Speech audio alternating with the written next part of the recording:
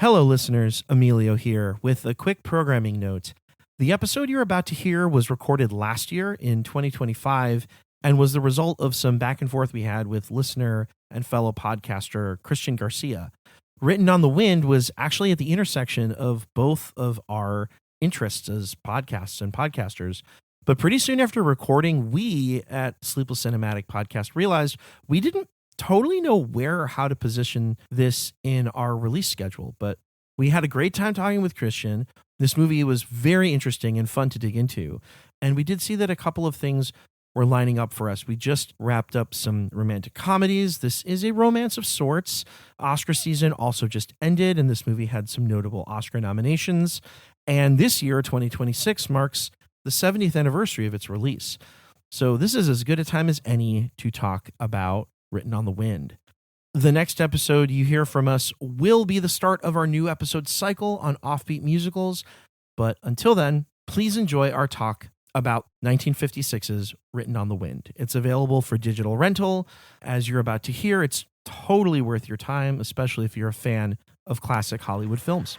Let's get into it.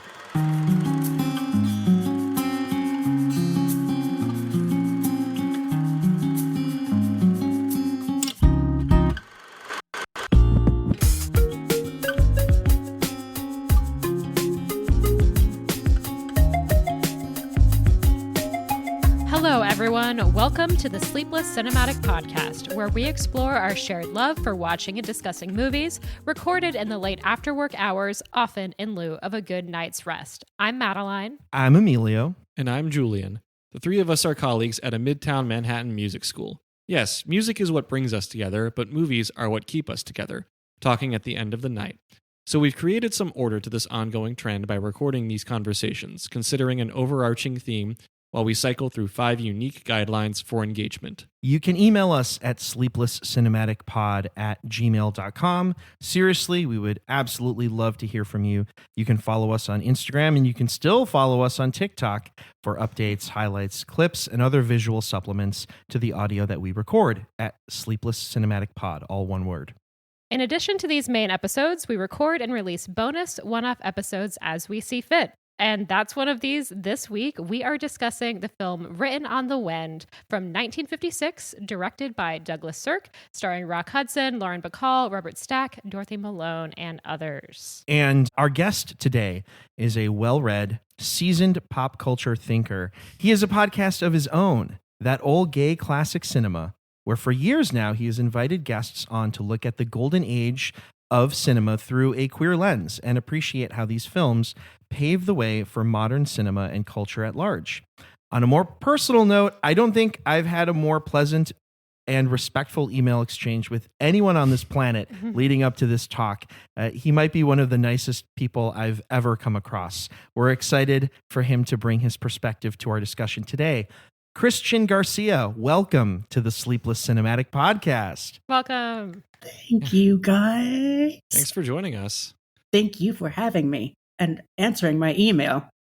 Yeah, of course. Thank you so much for reaching out. Yeah. Listeners, we mean it. Email us. We'll respond. We want to hear what you have to say. We have a mutual friend in MK of Down the Yellow Brick Pod. Shout out to Down the Yellow Brick Pod, the podcast, where they cover all Oz-related things. And we've just heard really great things about you. So you're here. We manifested it. It happened. Yeah, absolutely. Totally.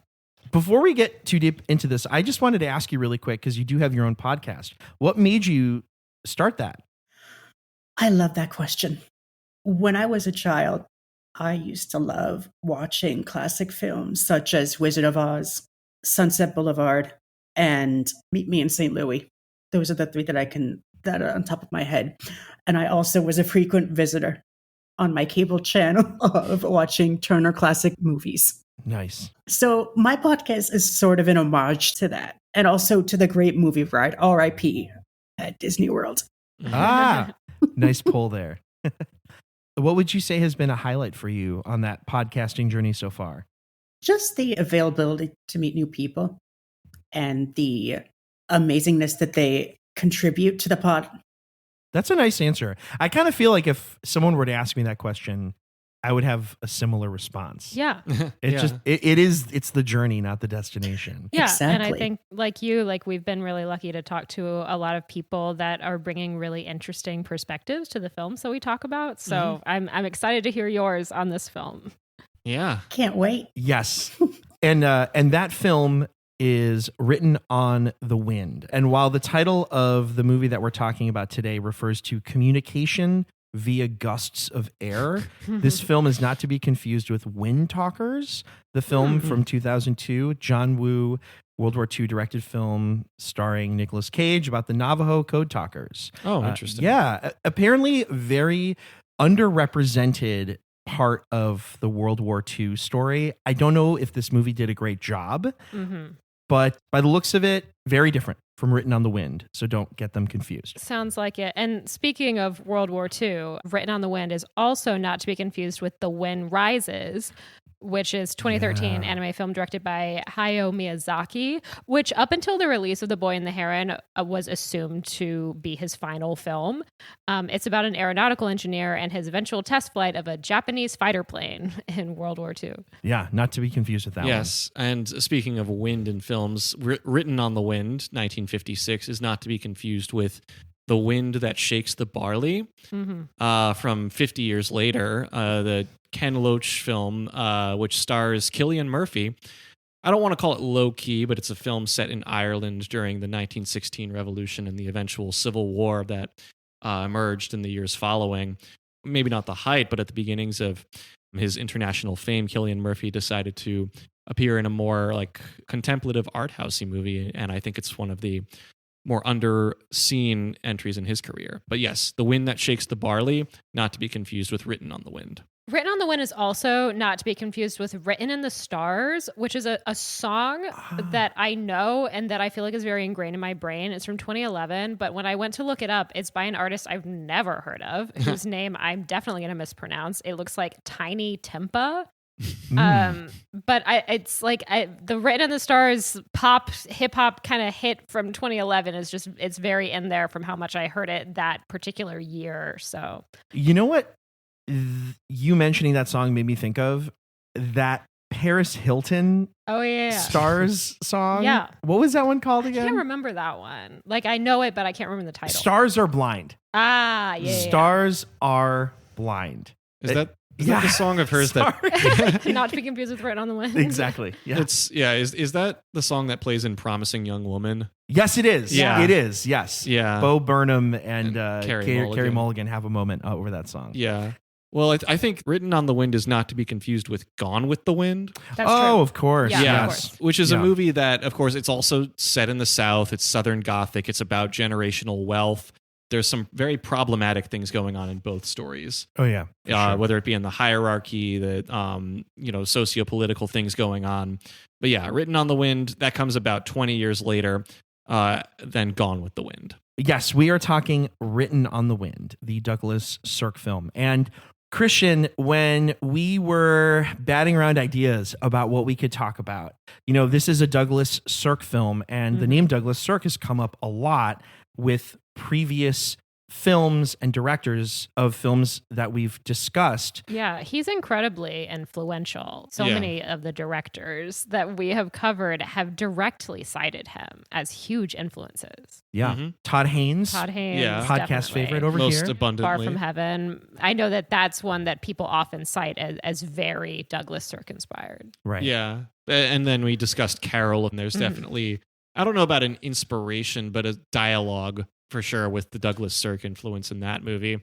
That motif of Douglas Sirk coming up in our conversations, it was mostly during an episode cycle that we recorded that we called Perceptions of Sanity, which did include our first conversation about a Todd Haynes movie, Safe, but there were a few other directors that came up in there, like Pedro Almodovar or John Waters, who also were pretty conspicuously putting their own spin on the Douglas Sirk influence in certain movies that they talked about then and that we'll probably bring back up in this conversation. Totally. Yeah. And a director who Julian and I love, David Lynch, I think he's also very influenced by Douglas Sirk. I think particularly in Blue Velvet, also in a lot of Twin Peaks. I think you can see it. Totally. Christian, what has your experience with Douglas Sirk been as like a huge classic movie fan? I have no experience with Douglas That's okay. Sirk. I've heard of him, but I've never actually seen any of his other films. Yeah, it's funny. Much like you, I grew up in a TCM household. TCM was on all the time. And so I just sort of assumed that my parents had seen a lot of these films. But I texted my mom and she had not seen this film, which I think is very interesting because, I mean, I also hadn't seen it. I think the only Sirk I've seen is Imitation of Life.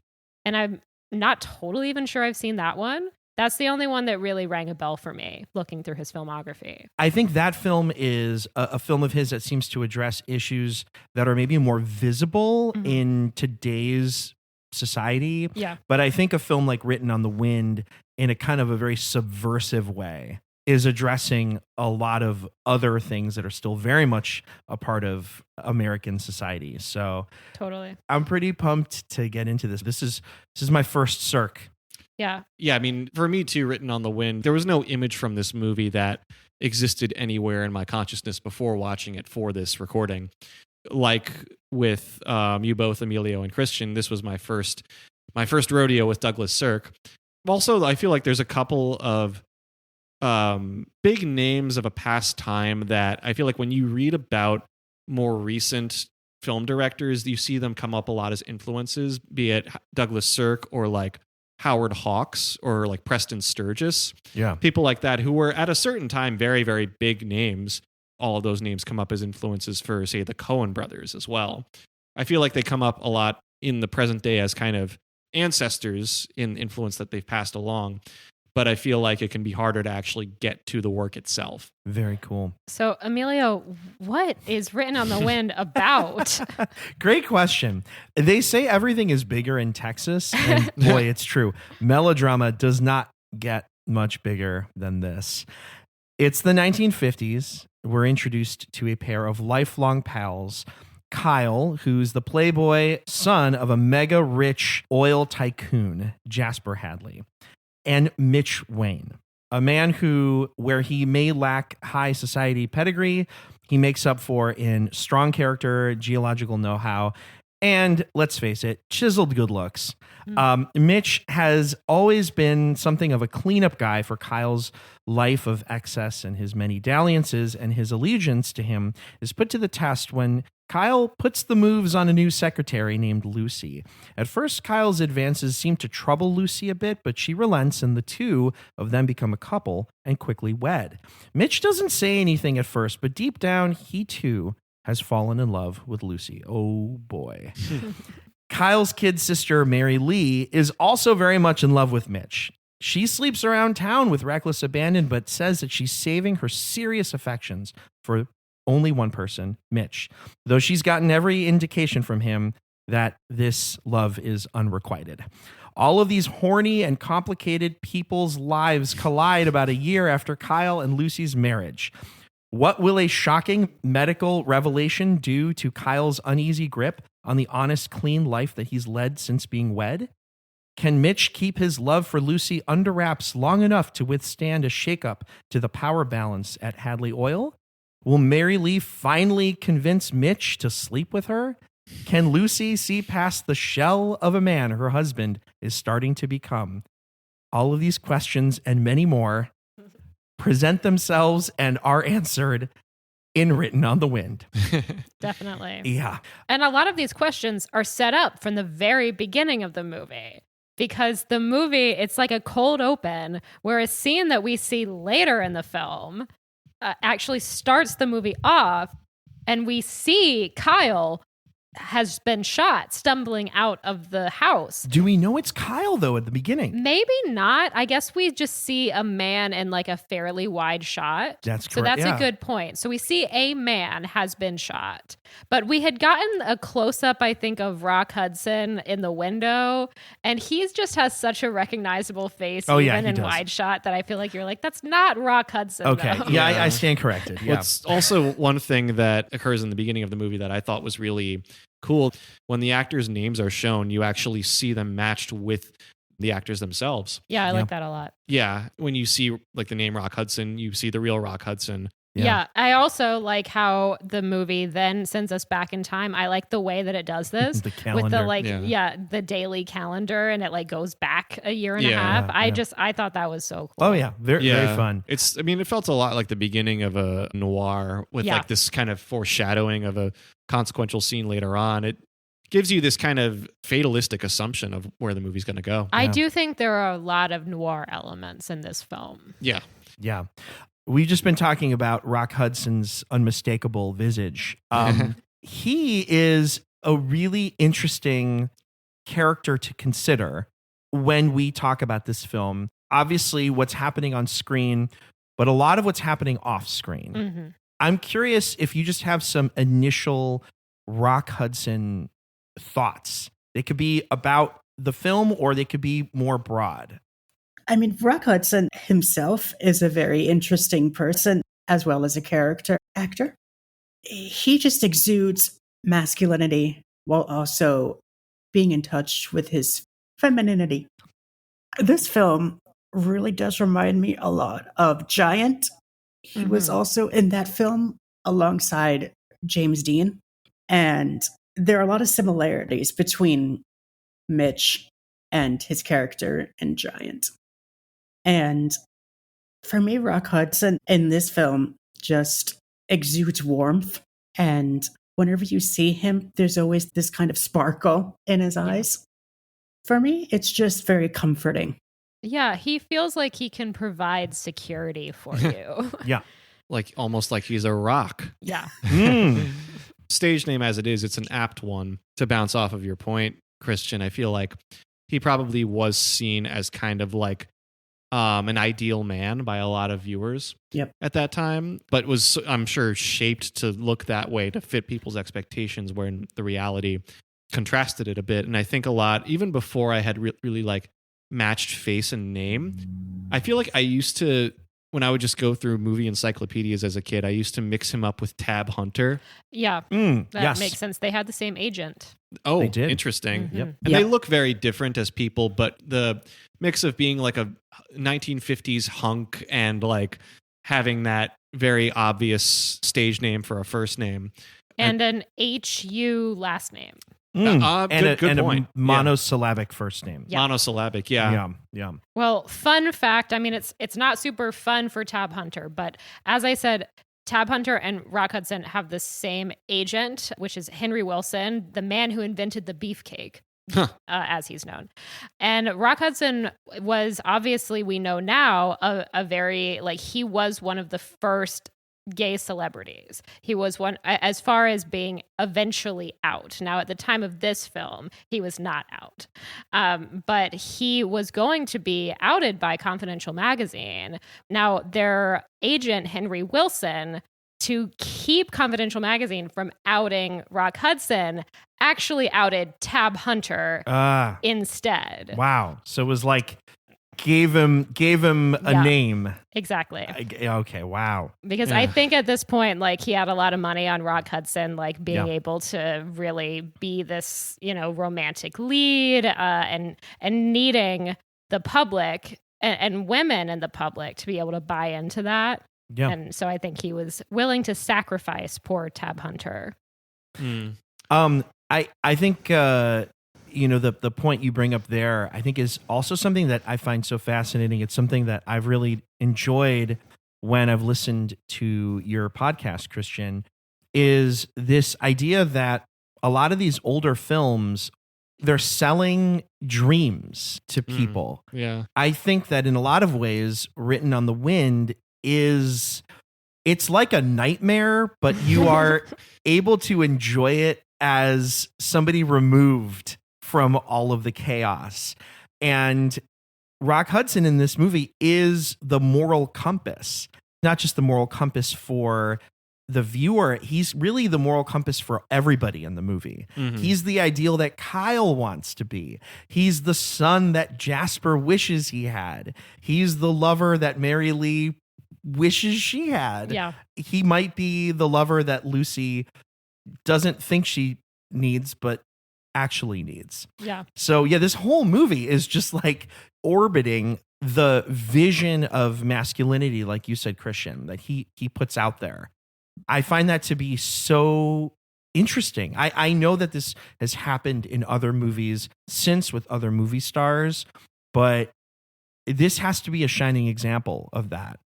Not to get on another tangent, but watching this film, it reminded me a lot of Cat on a Hot Tin Roof. I'm not sure if you guys have seen that. It's with Elizabeth Taylor and Paul Newman and Burl Ives, who famously sang Rudolph the Red-Nosed Reindeer.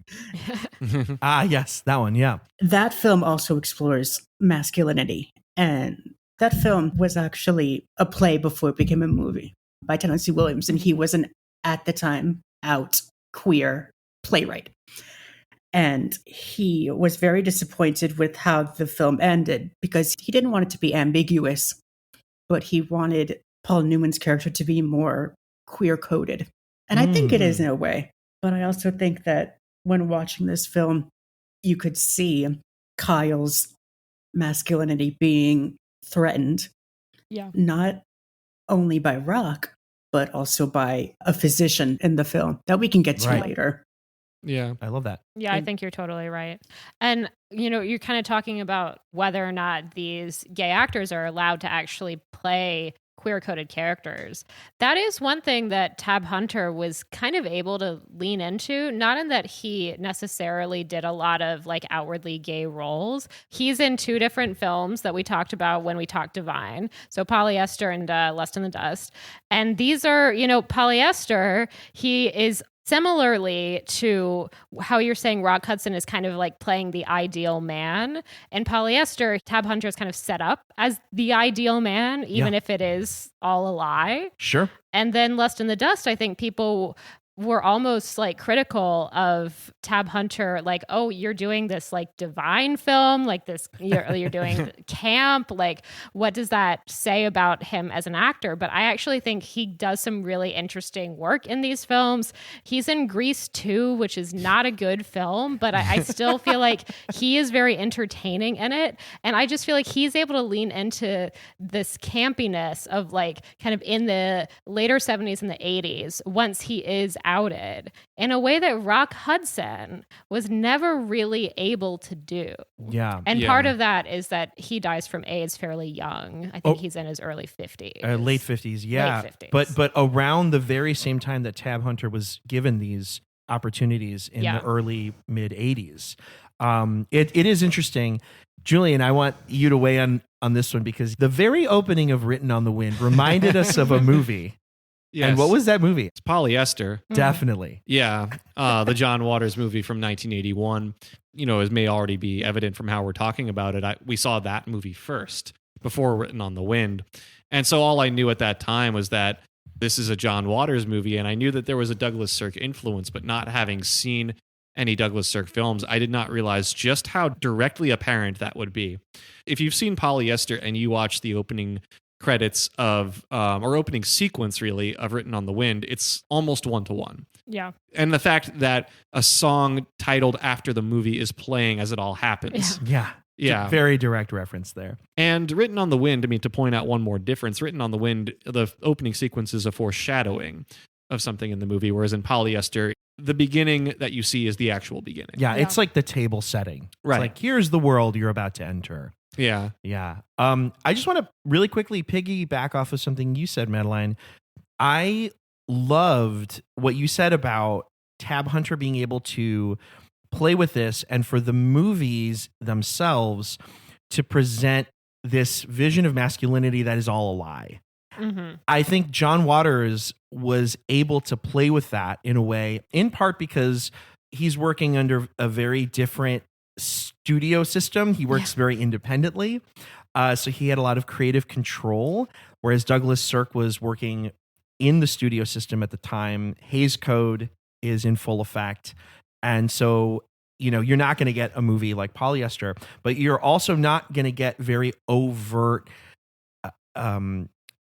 zags, for lack of a better term, on that type of masculinity. And I think that that's something that Douglas Sirk was very careful about crafting in the film, but also very creative in, I think, how he undercut it in certain ways. So if we don't talk about it now, I think we'll definitely get to some that jumped out to me. Yeah, so like watching Written on the Wind, I don't know about you all, but as much as I felt like I could easily understand much of what was happening as it was happening in the movie, something about watching this movie just felt very uncanny. I felt there was a lot of tonal similarity, and even aesthetic similarity to like a Hitchcock movie of that time, like Rear Window or North by Northwest. But in those movies, maybe I just know them better, but they have a type of suspense that I felt was kind of tonally hinted at here, but very different things are going on and Written on the Wind.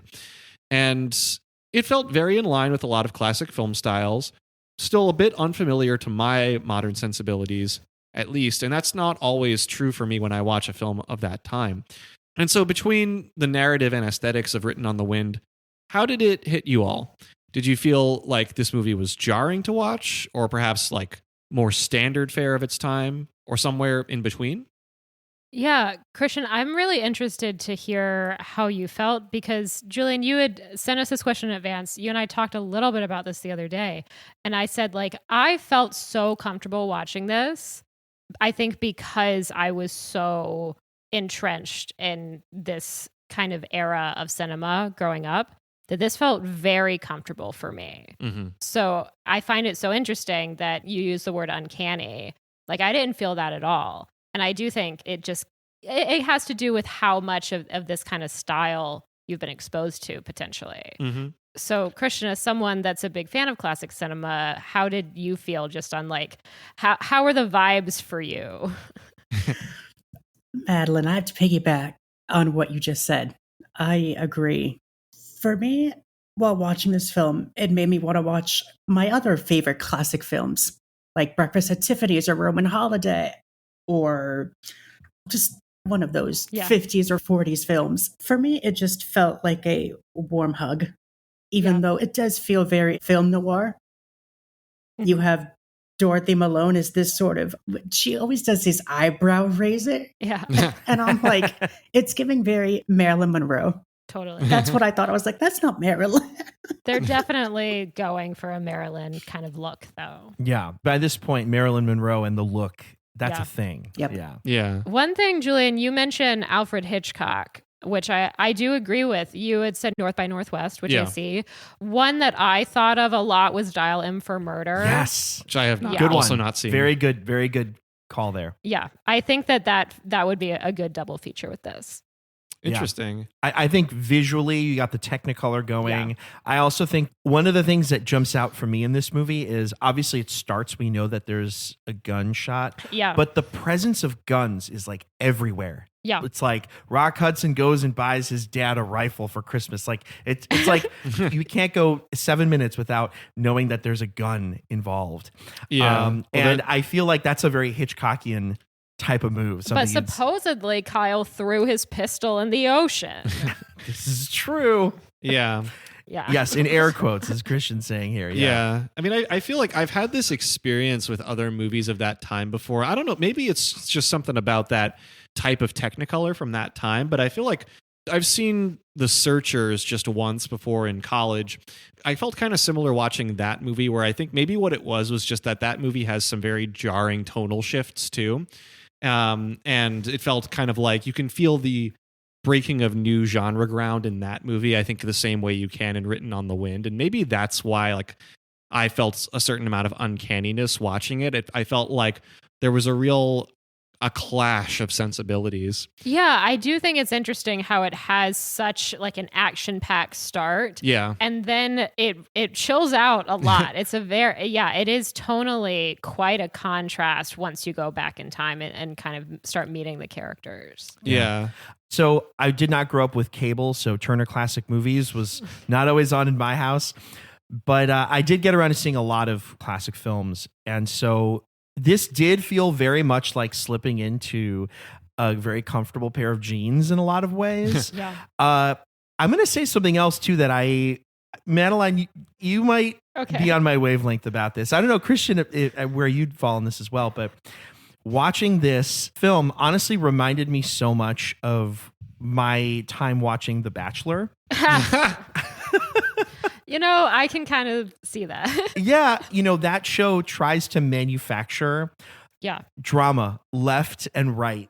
And I felt very much like this film was also trying to do that. So you kind of felt like there's a producer who pulls these people off screen and gives them really terrible advice. Exactly. Like there was a producer who was in Mary Lee's ear who's like, look, I heard that Rock Hudson, I heard that Mitch was buying flowers for someone. It might be you. Yeah. Just stringing her along. Totally. It really felt very much like seeing the seed of that type of thing. A lot of people bring up the 1950s. Obviously, that's when a lot of these Sirk films were made. That time in American life was a very comfortable one, and that the film spoke, I think, to a certain type of dream scenario, but was showing how ugly it was. Yeah, I mean, it's a lot like a soap opera. It's exactly a soap opera. Yeah. Yeah, and when you talk about like that dream scenario, I wonder if this affected my interpretation initially of Written on the Wind, that like having seen personally more films that are influenced by Douglas Sirk than anything by Douglas Sirk proper. A lot of those things we mentioned, whether it be something directed by David Lynch or John Waters or Todd Haynes, they're all movies that kind of are aware of this influence, but have showcased some kind of perversion of it. Yeah. Whether it's like what Lynch did with Blue Velvet or John Waters with Polyester. I think when we discussed John Waters and Divine in the past, we said that directors like them, even though they grew up in this very like white picket fence type of time, that there was this like indomitable weird spirit waiting to be unleashed within them that eventually comes through in their movies. And so there's a reverence to tradition and a subversion of it too. And I feel like watching Written on the Wind, that there is like both reverence to its time and subversion of it within the same movie. There's the ideal, and then there's the underbelly too. Yeah. Yeah. We're talking about filmmakers that have said the work of Douglas Sirk has been very influential. Mm-hmm. I want to point out that the very famous, very well-respected Spanish film director Pedro Almodovar has been quoted saying, quote, "I've seen Written on the Wind 1,000 times and I cannot wait to see it again." High praise. Yeah. Everyone has different tastes, but I think there's something to his exuberance about this film that we already said it's shared by many other people. And I'm curious for you guys, why do you think this movie has such a strong hold on these storytellers and on audiences?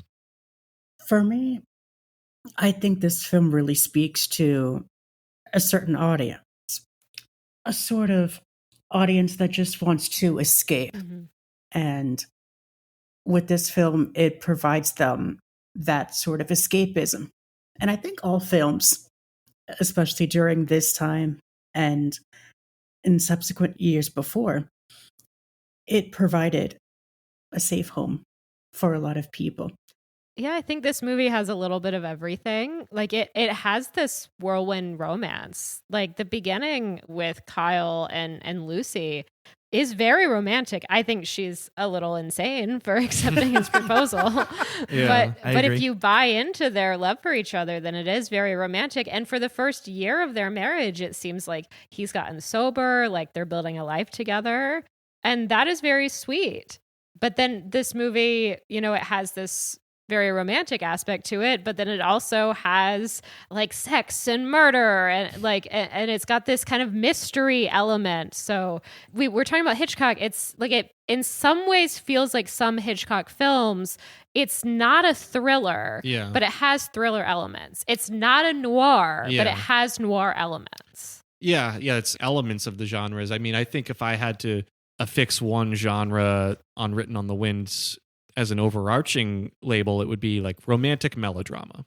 Mm-hmm. I feel like the way that you see it in a film like this, it's evolved and it doesn't really happen the same way anymore. I feel like romantic movies, I mean, they still happen, but I just feel like in some ways, I mean, going back to your question, Emilio, it's interesting that like Almodovar and all these other filmmakers have taken so much inspiration from Douglas Sirk and this film, because I feel like, at least in my sense, the main legacy of this film is as something almost to be kind of interpreted satirically. I'm willing to be contradicted on that if any of you have points to the contrary. But I feel like the tone of this, it feels very of its time, but I don't know that it's necessarily crossed over to the present so cleanly. What do you all think? Yeah, I like your point. I would say that one of the fun tricks this movie pulls is, I think even people seeing it in the 1950s, if you're looking hard enough, there are some subversive things happening here. Yeah. I think today's audiences will see this movie and a lot of the subversive aspects come to the forefront a lot quicker, but it's also done in such an earnest way. Like, this movie wants so badly for you to care about its characters. Yeah. And I would understand if somebody saw it and wasn't leaning at all into the satire, was just like, these are people that I care deeply about. Yeah. Mhm. That's kind of cool. I don't really know if I've seen a movie recently that has done that like this movie has. Yeah. Yeah. In thinking about how this movie treats its characters, what the point that I keep thinking of is that, going back to Rock Hudson's character, Mitch, I think what's interesting about him is that he is positioned several ways as like the ideal man in this movie, but I feel like he does not feel himself that he is ideal, because he's like in the secondary position to Kyle Hadley. I mean, Kyle Hadley literally calls him his sidekick at one point, and he's seen by the Hadley's father as like a favorite, more of the son that he didn't have. But I didn't get the sense that Mitch takes an awful lot of pride in that. In a lot of portions of the movie, he feels kind of cast to the side, maybe more of an observer of the action around him than an equal participant.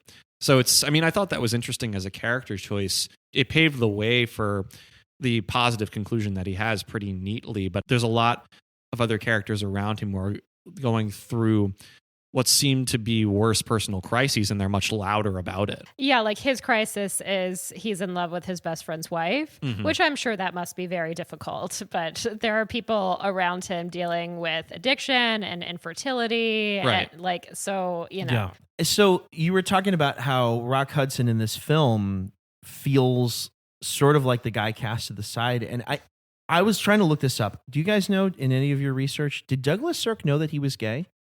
I don't know, but Neither do I. this is not the first time they worked together. Exactly. They've worked together several times up to this point, and it was an open secret in Hollywood. So I was thinking about that. I'd love to hear what you were thinking, because I was basically like, I think Douglas Sirk probably did know. And I think it's a really interesting and bold choice to say, like, hello, I know that this lead actor who I have aligned myself with, who's like my guy right now in my movies, who I know is gay, but who I can still sell as a convincing romantic lead. I think it's fascinating. The conceit of that, I think, is just so interesting. There's so much subversion happening in that. Yeah. Firstly, I know that a lot of male actors during that time period were scared to, one, be outed, and two, to harbor the secret. And there are a lot of directors during that time and actresses that were very accepting, and I applaud them for it, because you don't find that a lot. And for one thing, that Elizabeth Taylor was a very big advocate for Rock Hudson. Yeah. During his lifetime and after his death. Got it. I wanted to go off your original question, which is, Emilio, which is kind of what was so captivating to audiences about this film. And I did want to quickly discuss the real life story that this is loosely based on. Yeah. A lot of details are very different. I think the writer of the novel that this film is based on, and then Douglas Sirk and the screenwriter George Zuckerman, I think they were not trying to get sued by the R.J. Reynolds tobacco company. Yeah. So there are a lot of differences. But this film, the story is loosely based on the death of Zachary Smith Reynolds. One of the things that's very different is he was much younger than Kyle. He was only 20 when he died. But there are a lot of similarities. Essentially, like he was married to a Broadway actress, torch singer named Libby Holman. And she and his best friend were indicted for his murder. Now, they were not convicted, but he died in this very similarly mysterious, like there was a tussle at a party and there were only a couple of witnesses and no one ever really found out what happened. And so I don't know necessarily how well known this story was at the time, but perhaps that was also a draw for people to see this scandal depicted fictionally. Yeah, the tabloid element of it. Ripped from the headlines kind of stuff. Yeah. Yeah. I like that. One thing that jumped out for me was, so Almodovar, he's a very adept English speaker, but he grew up in Spain, and this is a movie that was filmed and acted in English. This reminded me of a class that I took specifically on Bollywood films, and one of the big cruxes of that class was how universal the themes were in all of these films. Mm-hmm. These films that made a ton of money, that are beloved to this day, movies from the 50s, 60s, and 70s in India, how they dealt with very primal things: family relationships, money, love triangles, mothers, fathers, your job, really simple things that I think translate across language. And I also think this movie has some really bombastic stuff happening. Yeah. The performances are really huge. The score is really huge in certain moments. And I think that a lot of this really gives this film strong appeal outside of the confines of just people that are English speakers. I think there's a lot of that going on in this film. Yeah. Yeah, I like how you put it there, because actually it makes me think directly of some Almodovar films, because even at moments when you're like not really thinking about the dialogue or anything, they will have like a very sweeping score. Mm-hmm. Often like, maybe placed over like a romantic melodrama type of scenario too. Like I think of the movie of his we discussed before, Tie Me Up, Tie Me Down, which has that Ennio Morricone score over it. But it also makes me think of, you made reference to films from the Eastern Hemisphere a moment ago. And I think the recent movie that I thought about the most while watching Written on the Wind is Crazy Rich Asians. A lot of the same themes of like wealth, of course, but also like what is entailed by a marriage. This sense of like courtship, and also like someone from more modest circumstances being initiated into this very, very wealthy family. Yeah. Those themes come up again there. I feel like Written on the Wind has a little bit more of this clash of sensibilities that we've been talking about. And that's not completely absent from Crazy Rich Asians. There are some big tonal shifts in that movie too, but I felt like that was something I wanted a little more of from that movie, and it felt a little too squeaky clean in some ways, in my view, while watching it. Yeah, and Crazy Rich Asians gets so much into the familial aspect in addition to, I forget the name of the main guy in that. Anyone remember? I don't. Yeah. Henry Golding. Yeah, he's played by Henry Golding. Let's call him Henry Golding. Yeah. You get other people in his family kind of around his same generation. And in this, you get Kyle, and you get what's referred to as his kid sister, who is an adult, let us be clear, Mary Lee. And, they grow up together. They also seemingly... Okay, so I rewatched most of this. It sounds like Mitch actively lived with them growing up. Yeah. I read there's that a right. bedroom in He their has a home. bedroom in their house. Yeah, it's And kind of strange. His dad says something like, "Oh yeah, I shipped you off to live with that family," or something like that. Now it's almost getting into Clueless territory. Yeah, exactly. That's true. Yeah. Anyway, Kyle and Mary Lee come from the same privileged background and grow up together. And when we, as the viewers, meet them in adulthood, they have a lot of similarities, I think, in their self-destructive tendencies. They both struggle with alcohol. They're each pretty promiscuous. We meet Kyle when he meets, the woman he falls in love with, but it's implied that he's kind of a playboy up until this point. And we see that actively with Mary Lee. But they're each hopelessly in love with a single person. Mary Lee is in love with Mitch and has been since they were kids. Kyle falls madly in love with Lucy very quickly. And I'd say that Kyle and Mary Lee are each in the shadow of someone else. Like Mary Lee will never have the same opportunities as Kyle unless, and for some reason, all other heirs die, could never take over the oil company. But then Kyle, who would be the natural heir, knows that his father respects Mitch more than he respects him. Right.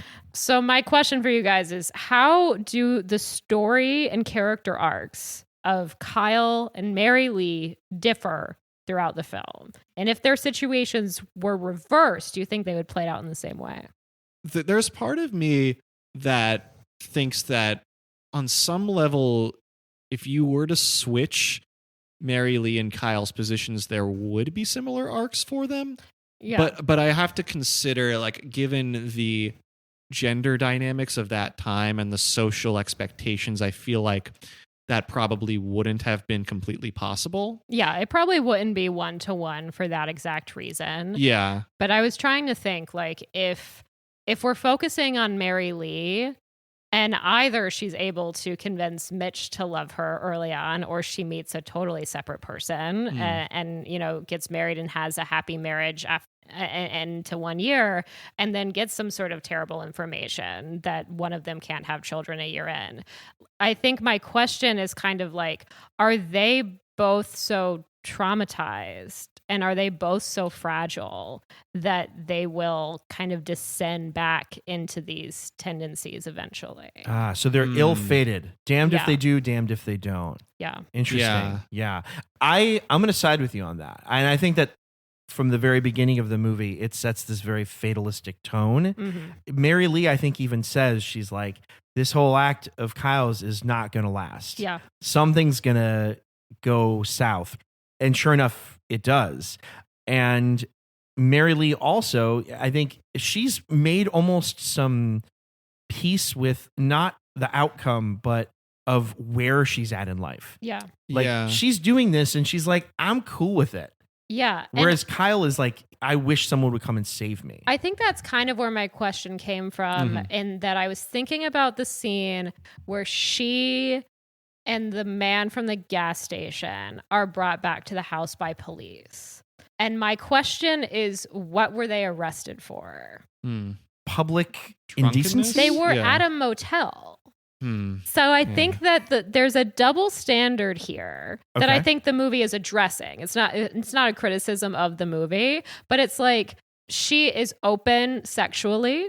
Supposedly this is kind of like known around town that she, is a willing participant in sexual encounters. I feel like this was also known about Kyle. I get the sense prior to his marriage to Lucy. Oh, definitely.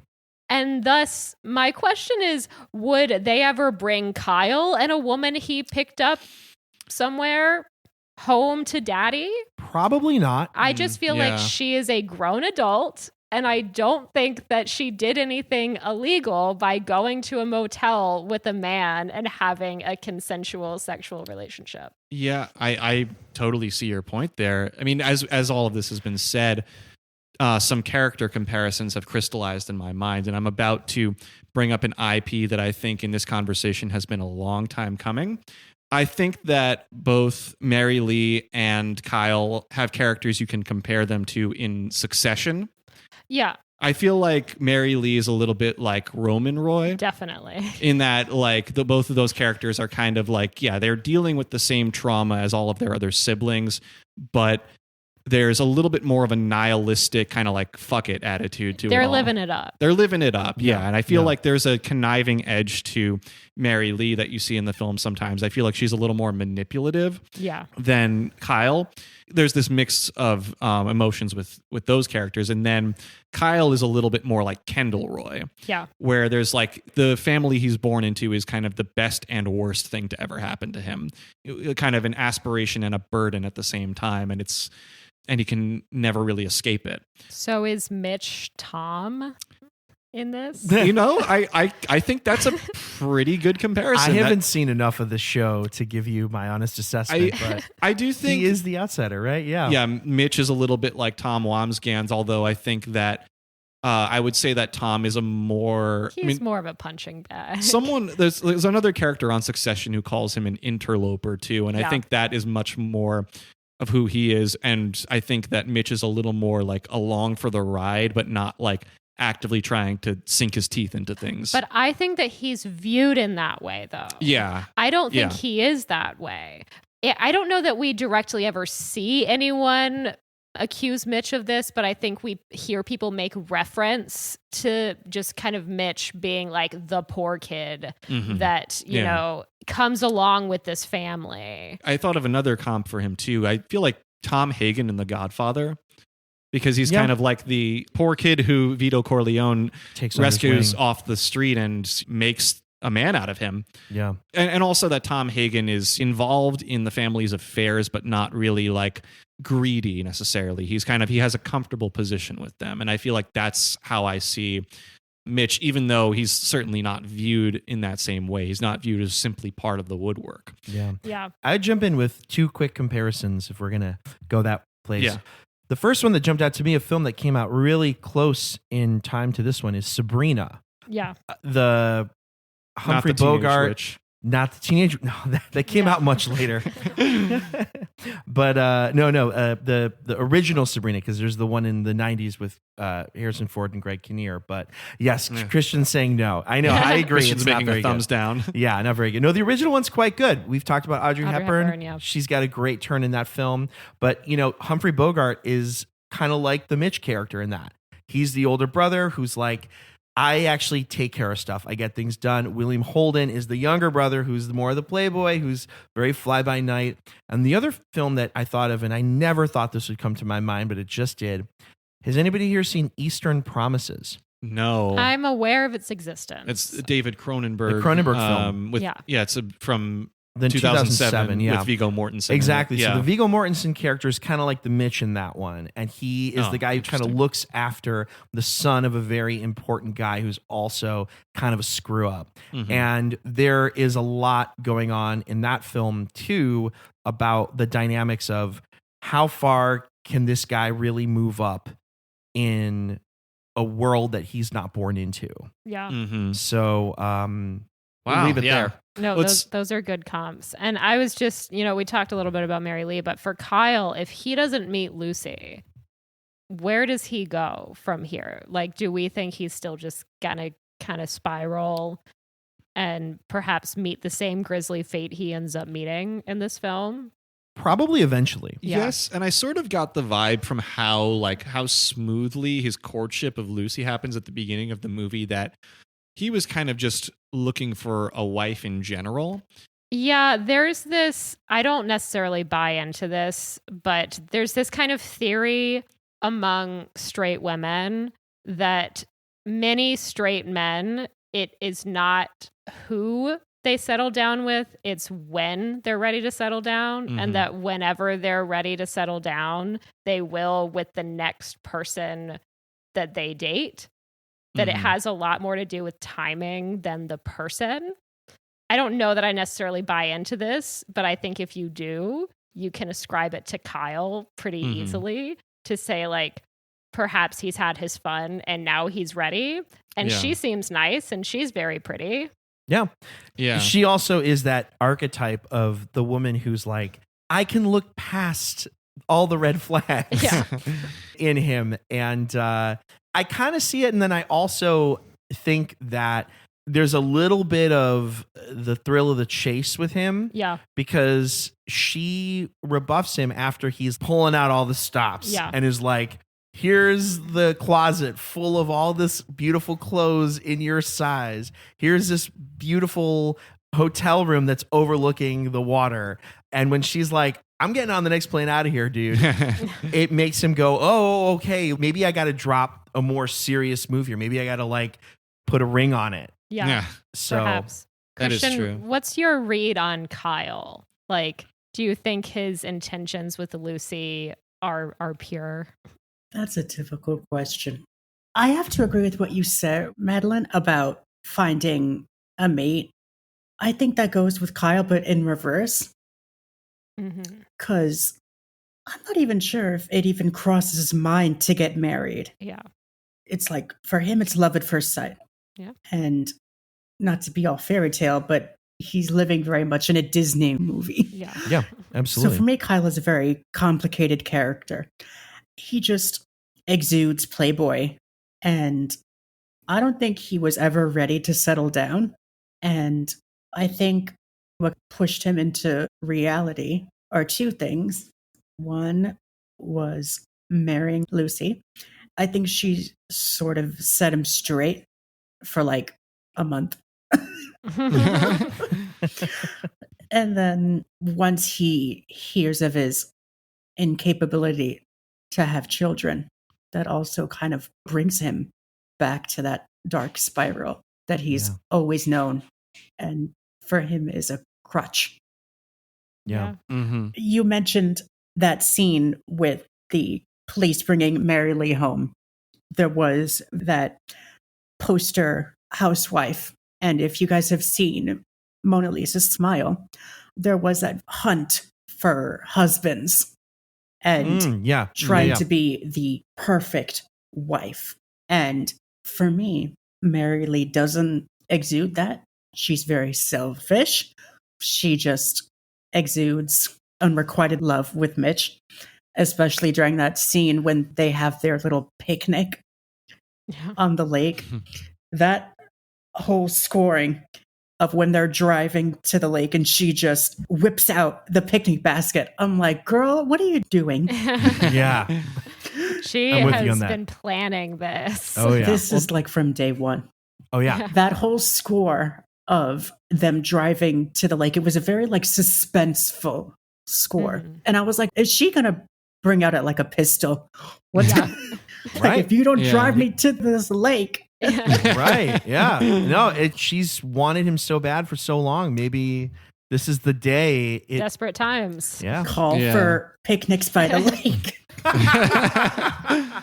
There's that picnic by the lake scene, and also an earlier one where you see Mary Lee, I think, by the same lake, just kind of fantasizing about this scene. That whole I'm scene. fantasizing about Mitch, and that's like those are moments where I feel like when you look at these later movies like Polyester or Tie Me Up, Tie Me Down that work with this influence, these are moments where I think there's no parody. They're just kind of reinterpreting the same stuff. Yeah, I mean, I love that scene. It's a flashback.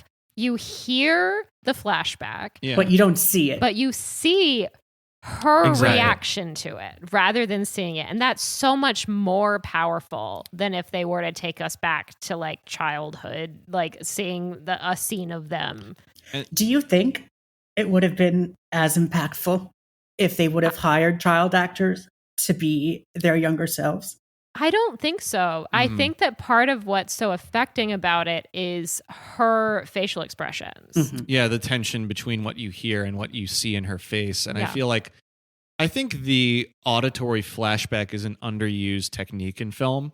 I can't quite place it, but I feel like there's something else I watched recently that also had that.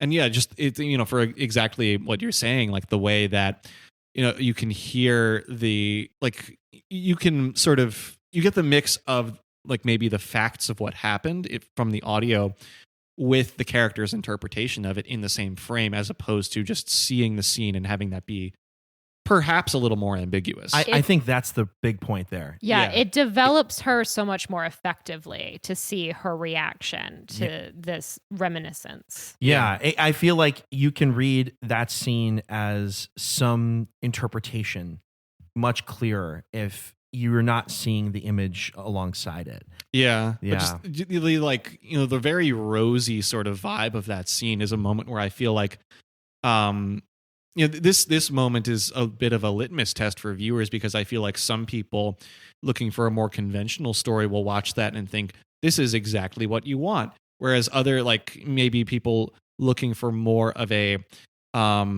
satirical angle in the movie might watch that and think, oh, this is so overblown, but intentionally. You know what grounds it, though, is the carved heart on the tree. Who do you think did that? Yeah, it had their initial. Yeah. But do you think that was Mary Lee, or do you think that was Mitch? Well, I had kind of assumed that they did it together when they were children, because it does seem like, if we're believing the auditory flashback as fact, it seems like they did have this cute little childhood romance, and then he sort of outgrew her. Yeah. So my thought was that they did it together. That was my interpretation too, but there is a reality where she, as an adult, did this. Yeah. That is wild. Oh, I like that. I like that. That's even better. Desperation for the past. Yep. Did you guys notice how touchy-feely she was during that whole picnic scene? She's laying all over him. Totally. There's also the scene in the bedroom that he apparently has in their giant home. Yeah, because he lived there. Was that for Christmas? Or was that just like some sort of like black tie party that they had? I think it was their anniversary. Yeah. I think. Okay. Yeah. I don't know why I thought it was like a holiday. It kind of has that vibe. I also I don't know, with people that are that wealthy. They'll throw parties for anything. If I were that wealthy, I would have a party like that every day. Yeah. Of course. Any excuse. Yeah. So we spoke a lot about masculinity and femininity and insecurities. When I was watching the movie, I couldn't help but see the amazing male performances. Both Robert and Rock were able to portray vulnerability.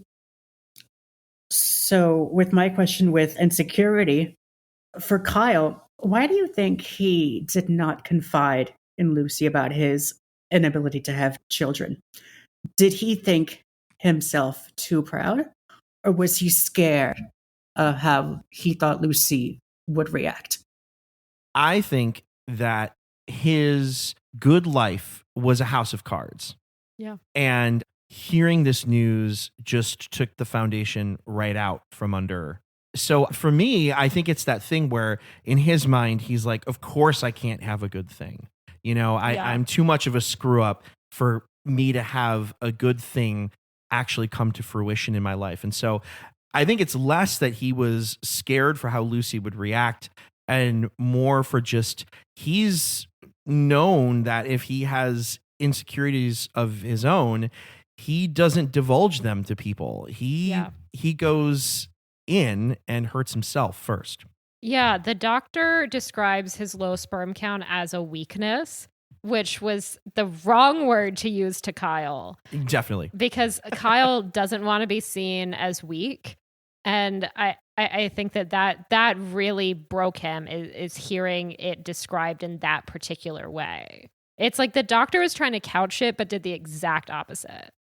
Yeah. And I'm wondering if that's also a sign of the times. It could also be something in the writing, something meant to needle him a little bit. Well, I could see it being presented as like, this is a weakness that can be strengthened. You just need to strengthen this. Yeah.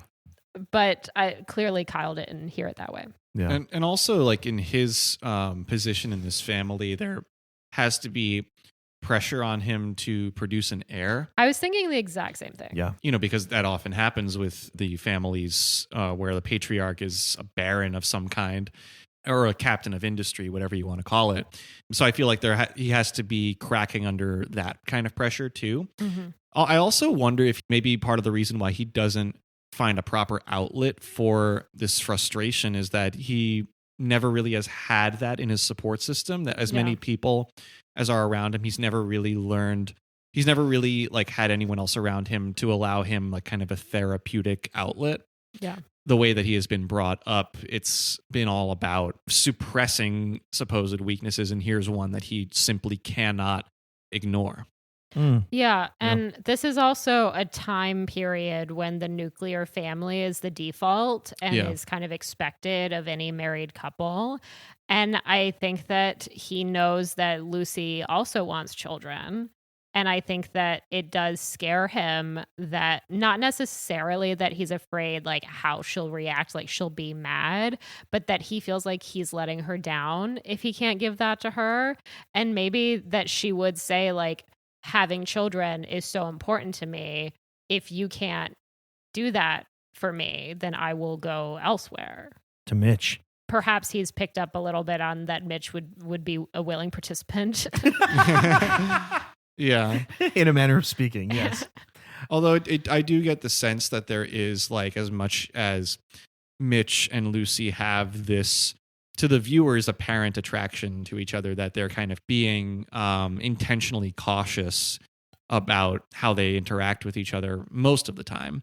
Because I feel like they know that this attraction is there, but they are in control enough of themselves to manage that in a way that perhaps is not the case, not necessarily with attraction, but with emotions and general tendencies. It's not the case with Kyle and Mary Lee. So do you feel that the attraction between Lucy and Mitch is mutual throughout the film? I would have to go back scene by scene to really give a solid answer on that. But my feeling, I think I was feeling, my inclination is to say yes. Okay. Yeah. My inclination is no. So is mine. I think that she respects Mitch a lot, but I think that she does have a pretty pure love for Kyle that I don't think is affected by any love for Mitch. And I think the fact that when Mitch originally goes to kiss her, she pulls away very quickly kind of underlines this. I'm with you on that. Christian, Yeah. how about you? Do you have any thoughts on the question you posed? I just think that men during this time period, they were expected to act in a nuclear family sort of mindset. And if they couldn't perform the way that they were supposed to, it casts a dark cloud over the house and the family itself. And with Kyle, he is very scared. You could see it in his eyes once he gets that news. For me, his insecurity started way earlier, before he met Lucy. And he's been dealing with that his whole life. Sort of, it's kind of like Bridgerton in a way. You have Anthony as this sort of man of the house, but he's not really up to that task. And he's dealing with a lot of childhood trauma. Yes.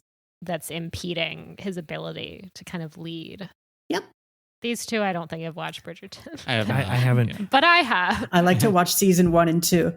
And then I go into Queen Charlotte. And then I go back into season 3. I like the idea of going in that order. I did recently watch Queen Charlotte for the first time, and I was It's amazing. very pleasantly surprised. I wasn't sure how good a spinoff of it was going to be, but I was like, oh wow, this is like almost captivating me more than regular Bridgerton. While we're connecting to different shows, although this one is very different, I'm on my rewatch of Twin Peaks, and I've gotten to the point where Andy, Deputy Andy, he finds out that he has a low sperm count. And the woman that he is paired with in Twin Peaks is Lucy. What? So I thought about that a lot, and it's a similar thing where Lucy is pregnant. Now, Lucy in Twin Peaks actually does not know which one of them is the father, so it is different in that way. But it is like, okay, Lucy's pregnant. One of the potential men that could be the father has a low sperm count. How could it possibly be him when there's this other guy here? I mean, yeah. Come on. I mean, this is 1-to-1 right here. Yeah, baby. I do feel like this Lynch is doing this intentionally. Although I don't know if this is a Lynch plot line or a Frost plot line. Yeah, because that's season 2, so that's the season when the producers interfered. But I do think they introduced this storyline early enough in the season that Lynch was still very present. I also think it's very Sirk of him to be like, all right, these producers are going to be interfering, but let me sneak my own stuff in. Yeah. True. Yeah, true. totally. Good point. Yeah. And just a brief anecdote on that is that, in Twin Peaks The Return, you meet the offspring that comes out of this pregnancy. And I won't say who it is other than that The role is perfectly cast. And it is someone you would be familiar with and I think would enjoy seeing pop up should you get to that point in the return. Yeah. Awesome. It's I pretty love this. early in the return. Yeah. Yeah. But Emilio here would have to watch all of Twin Peaks. Right. Yeah. Maybe in like 3 years, you can check back in with me on that. Christian, I feel like you setting up the performances of the male characters, I think might be a nice way for us to just talk really briefly about the best supporting actorness of all of this. Yeah. Right? Robert Stack is nominated for the best supporting actor category for his performance in Written on the Wind. We said Dorothy Malone was also nominated and she won. I'm curious, just like gut reactions. Did the right person win? Are there any Oscar thoughts? I think Dorothy Malone is great in this because I do think there are layers to Mary Lee that I don't know that they necessarily give Lucy. I think the same. And that's why I enjoy her so much. She has obviously like a conniving, manipulative edge to her that you see in the last like 20 minutes or so in particular. She's really stirring the pot. But you do also see her trauma. You see her love. Like I really, really enjoy her performance in this. And I think that Sirk does really interesting things with her, like the scene of her dancing juxtaposed with, spoiler alert, her father falling down the stairs is so masterful. It really is. And the exuberant joy that she has, that character it doesn't know what's happening to her father. But this, I mean, I say exuberant joy. She is clearly very drunk. She's drunk, but she's also like, I'm living my life. Exactly. Yeah. And I just think she pulls it off so well and really sells scenes like that in a way that could be quite difficult. Yeah. The real leads of the movie are kind of packaged in this supporting guise. And I felt like in a lot of ways that like Rock Hudson and Lauren Bacall in Written on the Wind were kind of like these more level-headed characters to kind of like steward the narrative arcs of Mary Lee and Kyle as characters. I'm with you on that, 100%. Yeah. They're a little bit more peripheral to the action a lot of the time. Yeah, they're also like reminders of different ideals. It's like, Lauren Bacall is the faithful wife. Mm-hmm. Rock Hudson is the guy who solves problems. And then Kyle wants desperately to be like Mitch. Mm-hmm. Mary Lee could care less. Yeah. She doesn't need to be Lucy. She doesn't want to be Lucy. She doesn't want to be Lucy. She wants to be herself. She just wants Mitch to love her. Love it. There are two little moments that I love of her character that it's just so audacious where she takes the bottle opener, just rips it across, like keys basically the restaurant table. And then also the first time we see her interact with Lucy, they have some sort of back and forth and she just takes her drink and just dumps it in a potted plant. And then when she leaves that scene, she says, I'll send my towels up. You're still a little wet behind the ears. Nice. Yeah. It's such a line. Yeah. Big time. Yeah. And thinking of like the categories or the people who surrounded these actors, you see that Robert Stack in the supporting actor category, he is nominated alongside another, I assume at the time, closeted gay actor, Anthony Perkins. Mm-hmm. Just to speak a little bit more about who was part of the industry at this time. Looking at at Robert Stack's acting chops specifically, I mean, I think he's very good in the movie. He's like very, very vivid, and I think that the type of performance he gives, I was thinking a lot between like his literal facial expressions and just kind of the behavior of the character. It felt a lot to me like a predecessor of a Sean Penn performance. I was thinking a lot about him while watching it. What type of Sean Penn role? I was thinking the one that comes to my mind is Mystic River, which is, the character in that is in a different position in the story. I think he's a more powerful character, but the mix of this moroseness with kind of a busting at the seams kind of energy, that felt very Sean Penn to me. When they need a character to act that way, he's a good actor to do it. Okay. Yeah. Certainly not Jeff Spicoli. Yeah. Definitely not that. Christian, really quick. So you heaped some praise on Giant earlier. I see that Mercedes McCambridge was also nominated for Best Supporting Actress the same year that Dorothy Malone won for her performance in Written on the Wind. Do you have any thoughts on who was the deserving winner? I'm not sure if you guys have seen Giant yet. I haven't. No. I have not. Mercedes' role is very minuscule. So you don't get that screen time that you do with Dorothy's character. Dorothy is more deserving of the supporting actress award. Cool. I have not seen Giants. You should. I've heard a lot of good things. It's one of James. It's his last role before his fated death. Yeah, he's nominated posthumously for Giant. Interestingly, in the Best Actor category, there are 2 people nominated for Giant, and the other is Rock Hudson. Yeah, when I scrolled up and I saw Rock Hudson Best Actor, and I was like, really? I mean, he's good in this. Is he the lead in this? I was kind of thrown by that. So it makes way more sense that he was nominated for Giant. Although it's always interesting when a movie nominates 2 lead actors in the same category for the same film. Yeah. I feel like that's the kiss of death. Yeah. Well, it splits the vote. It was like that with Midnight Cowboy as well. Yeah. Yeah. Do we want to get into any details, any notable moments from this film that jump out to us? One moment that hit my modern ears in such a weird way that I said to Dougie, wait, did they just say that? And he was like, no way. And then I had to rewind it to prove that I was not crazy. But early on, when we first see Kyle with like 2 other women, wherever he originally meets up with Lucy. 21? He's telling them about Mitch. And they were like, oh, well, where do his millions come from? And he says, he's eccentric. He's poor. And the woman next to him says, bet. Oh, yeah. And I was like, what? Oh, yeah, you're right. Is this the origin of bet? I thought that was interesting. I mean, it looked to me like she was saying, I bet, and then the I was just very faintly said. Couldn't hear the I, but the way that it comes across is as if she just says bet as a response. That's, It's weird. It does hit your ear in a funny way. Hearing it in 2025, I was like, wait a second. Yeah. Nice. I like those moments of slang being foreshadowed. One moment that stands out to me is the opening. Everything is in silence except for the main title theme, which is actually sung by a very popular boy band group called the Four Aces. And I just think that all that foreshadowing was just very magnetic. Yeah, I like that. Totally. I feel like this movie has 2 moments of, I'm going to say it's unintentional comedy. Okay. The conversation in the diner that Kyle has with the doctor.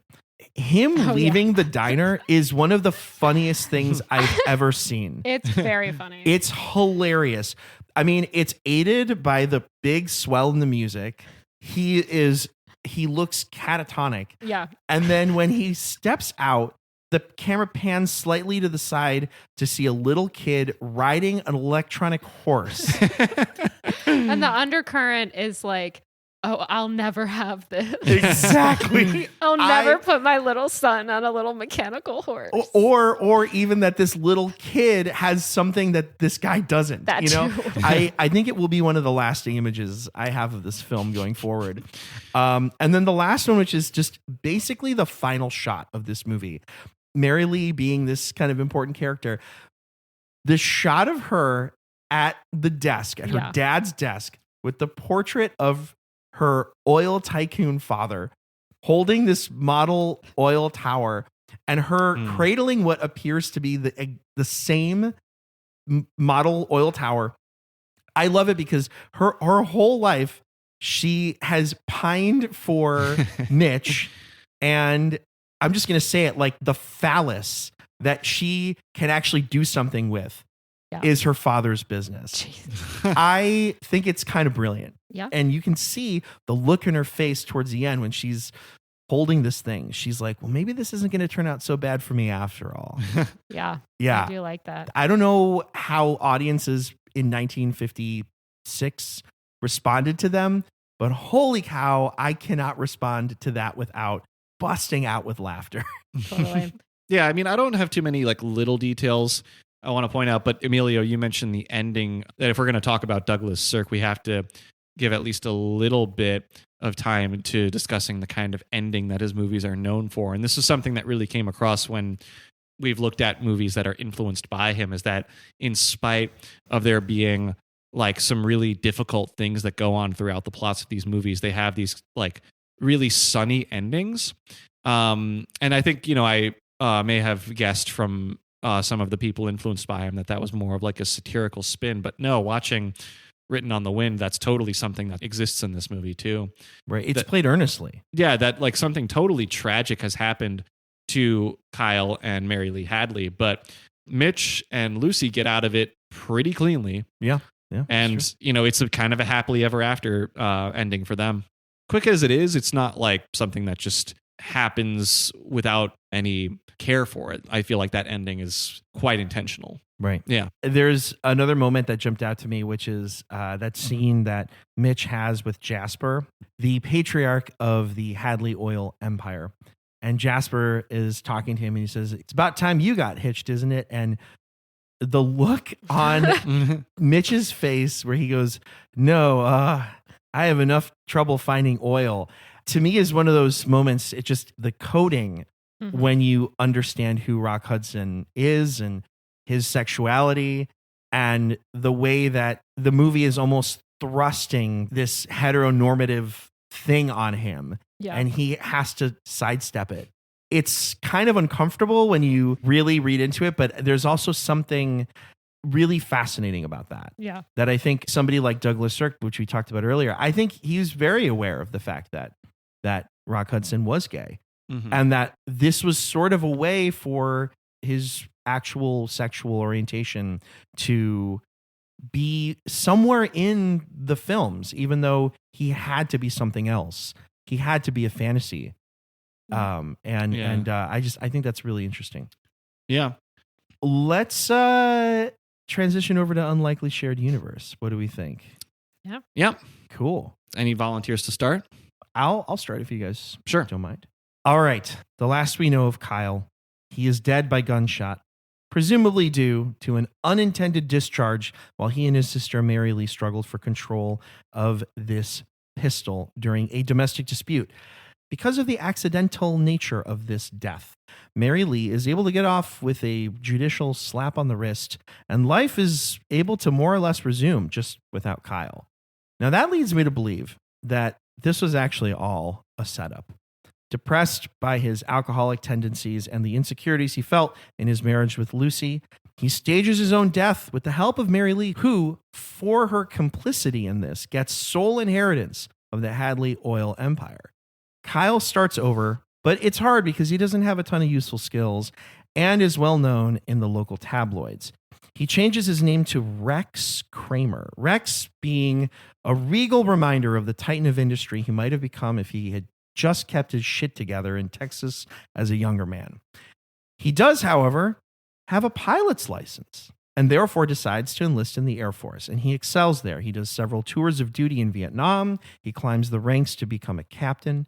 Returning to civilian life, he one day receives a call at home that one of his pilots, a man named Ted, whose nerves have never been too good after a traumatic incident in war, is manning a commercial airliner whose crew has become incapacitated due to illness brought on by the in-flight meals. He is the passenger's only hope for a safe landing. Though maintaining an unflappable facade, Rex is pretty rattled by this too. He wears not one but two pairs of sunglasses, which is a knee-jerk reaction to wanting to protect his anonymity in public for so long. And he must reason with a man who realizes he chose the wrong day to quit many vices, a few of which he's had himself. But Kyle, now as Rex, has truly matured, and he helps bring the plane and its passengers down safely. I haven't seen it, but is this Airplane? This is Airplane. I was definitely Airplane. Yeah. I've seen that movie once in college. I feel like that's oftentimes the place you watch Airplane. And I don't remember a whole lot, but I do remember enjoying it quite a lot. Yeah, it's fun. I forgot he was in that. Oh, yeah, no, he's very deadpan, like a lot of people in it are. He's quite good, and, they drop... I was actually surprised that Kyle flies his own plane. Totally. Was anybody else here kind of surprised by that? No, I noted that too. He seemed very nonchalant in that scene as well. Well, Zachary Smith Reynolds also was an avid pilot. The guy whose death this film is loosely based on. So I imagine that's part of the reason why they let Kyle fly his own plane. Got it. Very cool. Yeah. Well, I chose the same character, so may I piggyback off of yours? Go for it. All right. There's one detail of my scenario that is shared with yours, Emilio, and that's that this supposed death of Kyle Hadley at the end of Written on the Wind is staged. To go into a few other details there, we don't get a very good look at his body after that gun discharges. Maybe there is a wound that is concealed by the mighty hand of the Hays Code, or very good, very nice. Thank you. Or maybe he wasn't really even that wounded at all. Maybe just blackout drunk and seemingly dead. Well, whatever the case, Mary Lee takes him away from the scene of the supposed crime once the coast has cleared, nurses him back into health, and takes the fall for him for her own sense of repentance and inheritance. And with this coast clear, Kyle Hadley decides to skip town and at last escape the fate that he has inherited, but to stay somewhere familiar by moving to New York. And with the help of some friends in high places, he changes his surname to Ellison and arranges to study medicine, eventually becoming a licensed physician. Having experienced a major disappointment in his life at the whims of a doctor while still in Texas, Ellison decides, unethically, that he'd rather be the type of doctor who gives patients the news they want to hear rather than the truth of their conditions. And years into his medical career, Ellison is visited by a young man from Staten Island named Joe Banks, who he recognizes is severely depressed, but this guy Joe is convinced that he must have some different kind of underlying condition. Ellison thus decides to diagnose Joe with a supposedly fatal brain cloud, not getting too specific, but suggesting to Joe that he has just a few more months to live and should do what he can to enrich himself in the time that he has left. So Dr. Ellison may not be giving sound medical advice, but he does know how to convince a guy to bring some fun back into his life. Do we know what this is? You have totally stumped me. I'm like, I got nothing. Yeah, I don't think I know this. Okay, Christian's nodding too. He doesn't have it. So this is the film Joe versus the Volcano. Oh yeah. my God. I've never seen this, but yes.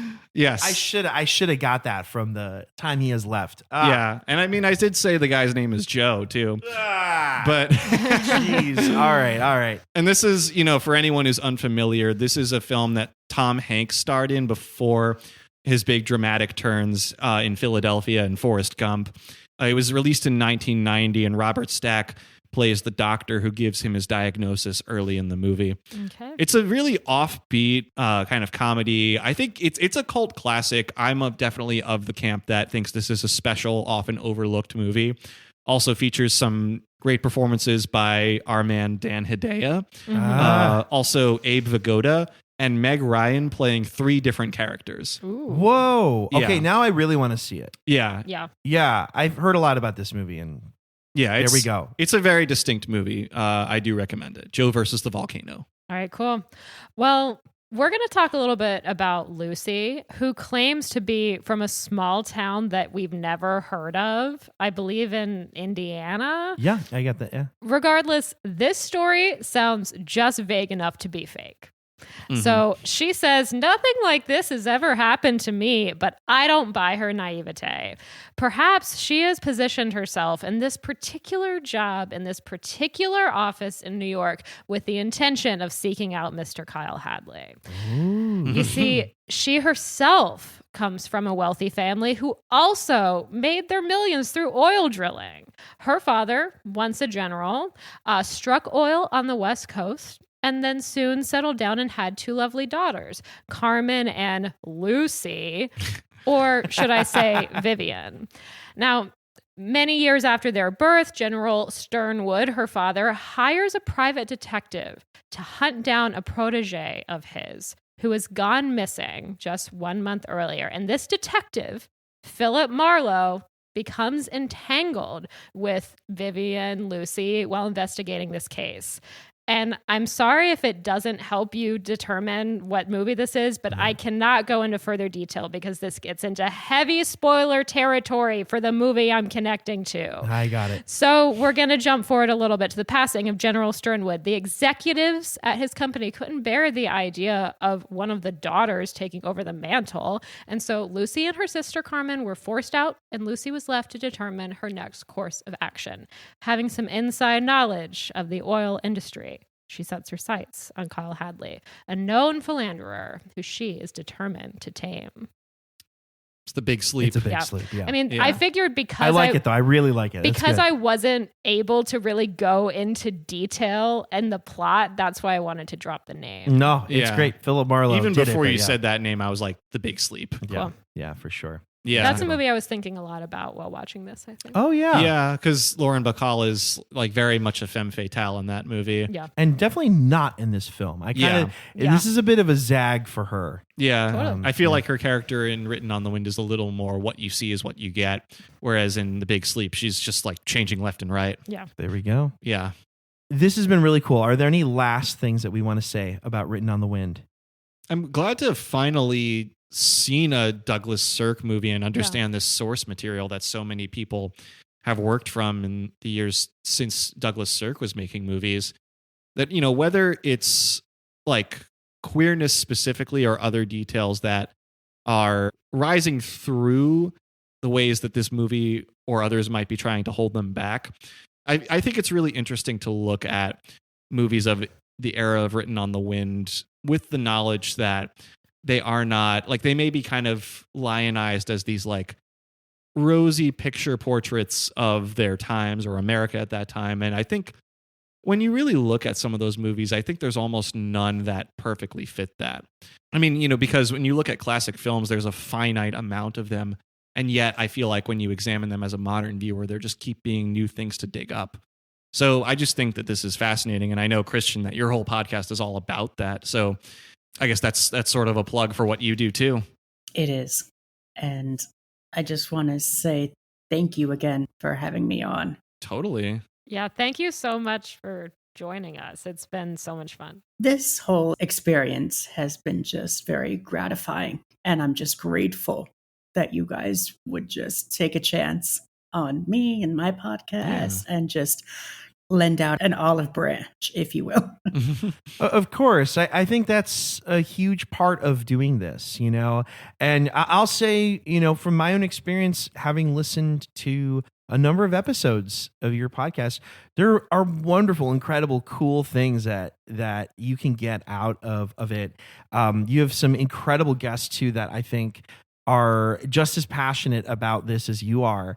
And so I got to tip my hat to you because you have a real incredible stable of people that really bring the goods, you know? So I would just, you know, say, you know, to anybody who's out there listening, you should definitely check out Christian's podcast. It's pretty cool. And I think there's a real genuine affection for the films and for the work of like talking about them and exploring them. So I'll just say too, to echo some of what you said, Julian, I am so glad I finally saw a Douglas Sirk film. Yeah. I do feel like this was a long time coming.